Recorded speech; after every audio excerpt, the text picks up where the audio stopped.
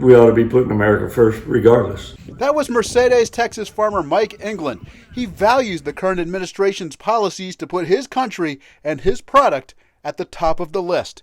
But he realizes this cannot always be the case. I will tell you that there is a necessity, so to speak, for some foreign products in the U.S. chain, but they need to be set under the same standards that the U.S. producer has to follow. That brings up trade, and England says he's much more of a fan of the USMCA trade deal with Canada and Mexico than he was of NAFTA. It's probably a more fair trade agreement. We're dealing with other countries. Sometimes you think you got everything negotiated what you wanted, but I think that the NAFTA was more of a one-sided deal. It was an unfair trade agreement because other countries didn't follow the rules. And again, he sees that President Donald Trump is working for his product and his country before others.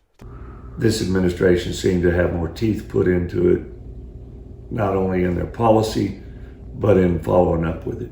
England believes it's best for Americans to be dealing with American products first. As a cattleman, he believes American families need to be turning to U.S. beef before anything else. The U.S. beef supply is the most dependable, safest, and readily available than anywhere in the world. Why? Because of the rules and regulations that we have to follow as producers. He says the American meat supply is tested thoroughly for drugs by a U.S. inspector.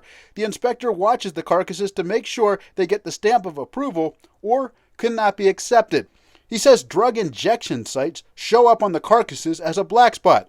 Too many black spots, and the U.S. inspector will say no. You won't see that in other countries. If it's a live animal, they take it in, they process it, it goes right to the meat counter.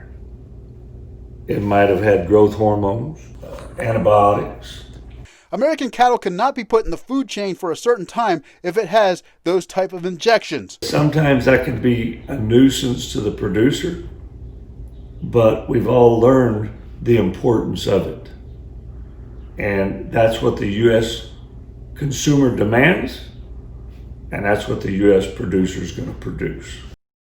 Frank McCaffrey reporting for Americans for Limited Government.